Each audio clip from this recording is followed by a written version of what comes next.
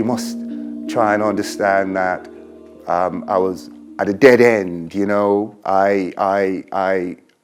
In terms of prospects and in terms of opportunities, you know, I'd completely cut myself off. I had, through my actions, ensured that, you know, there was nothing going to be there for me on the other side of this sentence. You know, I knew that. But what I didn't know was there would be an opportunity to do something about it. What I loved is that I knew that no matter what happened in the prison, no matter what got taken away from me, no matter if I was moved from prison to prison, stripped of, you know, being able to see my daughter, when I studied the OU, that was something that was mine, something that I could take out of the gate with me. It was like an achievement. It was something that I could not only make myself proud, but also my family. The Open University opened to students in 1971. Today there's about 1,500 students in secure environments who are working with this Open University. We know that many of the offenders, so 60% of the main prison population, have been excluded from school. 23% of those short-term custodial offenders have been excluded from school. If the OU insisted that I had my GCSEs and my A-levels and all of that stuff, I won't be talking to you here, sitting here talking to you today. So I think it was in the 70s when the big prison reform came out and said, right, the minute somebody puts a toe over a prison door, their punishment is over. That's what their punishment is, is leaving society. The punishment stops there. At that point, you try to change that person. You try to change the reasoning that drove them to it. I was introduced to the Open University in 2002 while serving a 16-year sentence for a drug-related offence. And at the time, I had just completed my initial assessments, as they were referred to at the time. I did well.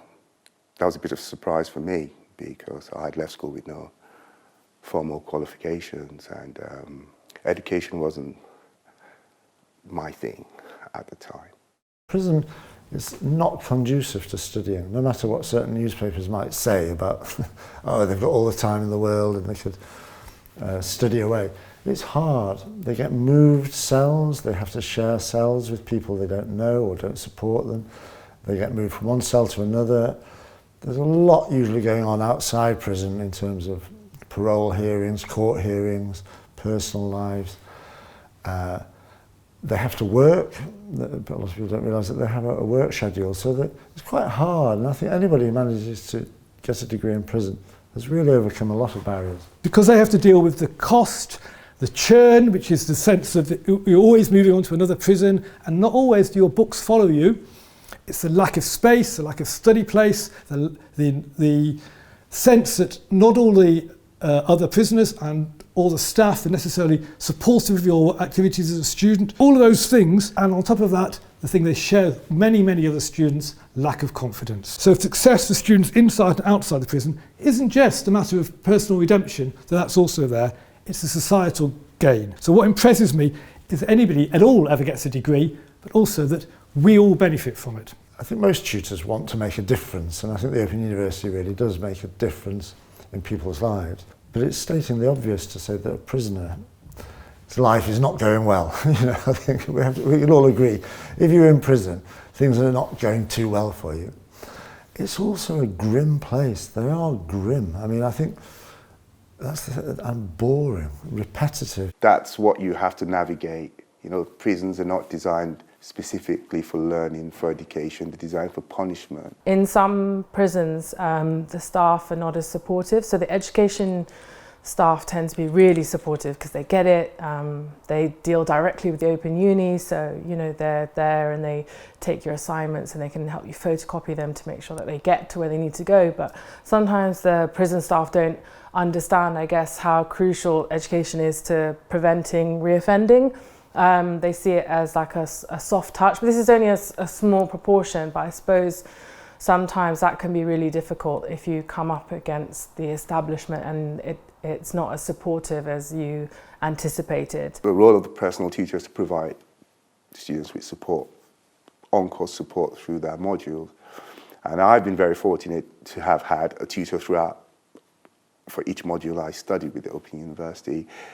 So these are people I found really inspirational. I've also found them morally enlightened because it's a big ask, I think, for a tutor to work with somebody in prison, just to, to have regular contacts with them, sometimes actually visit them, and I've had many face-to-face tutorials with my tutors. They knew that I could do it, they knew that I could succeed, so even when there were times when there were prison officers who maybe didn't understand how important education was and just wanted me to serve my sentence and work in the gardens or the kitchen and not really taking up time reading. It was just nice to know that there was a supporter there beyond my family. The stories that we get from tutors about the lengths to which students will go to be successful in their studies are just fantastic. I had never really thought that education would be my thing, that learning in that sort of way would be my thing. I did 3 of the modules in prison, so I had 3 different tutors, and all of them were immensely supportive.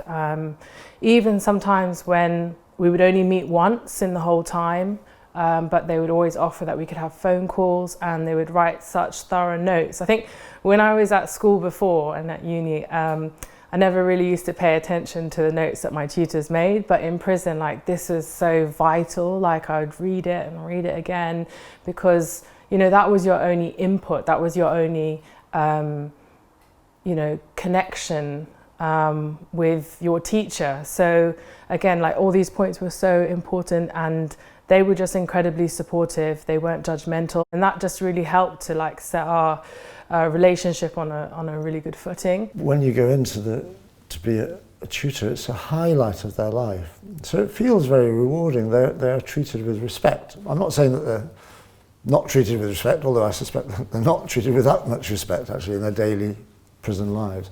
But suddenly they've got somebody who's taking them seriously, asking their views, listening, having a discussion about interesting things. In the early days, of course, the distance learning model is really suitable for prison education, and so actually there wasn't that much difference between the support available for students in prison compared to the mainstream students, because everybody was receiving a printed pack, and it was all very equitable. Because I would challenge, as I've said earlier, and I would question authorities, and that was actually what I enjoyed doing. And so what I found learning with the Open University through distant learning, which meant that I was responsible for my learning, I think that proved to be the key for me. More recently, as we've moved towards digital study experience, the gap has widened.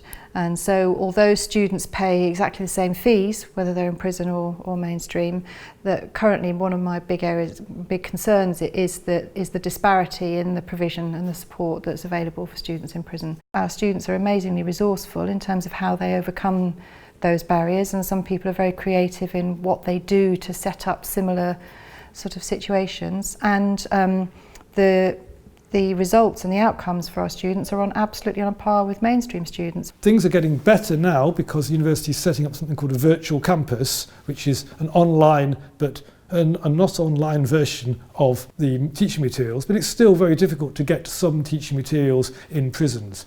And there are some modules which are closed to some prisoners. So it's not entirely straightforward.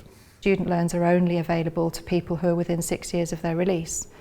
So for people on a long sentence, that can be quite frustrating, because it will be a really good way to be using your time.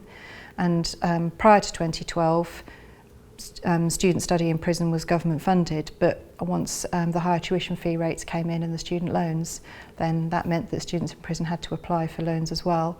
And so that means that we've got this restriction, so people on a long sentence now are not able to benefit from that.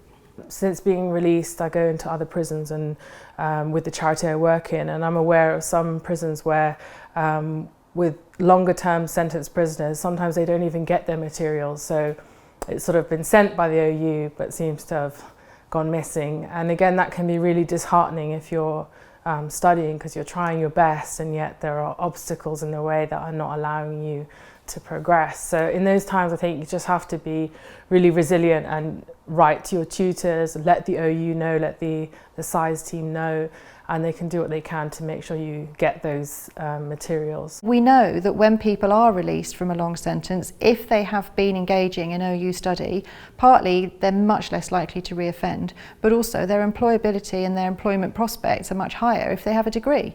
So they're more likely to be able to repay their loan anyway.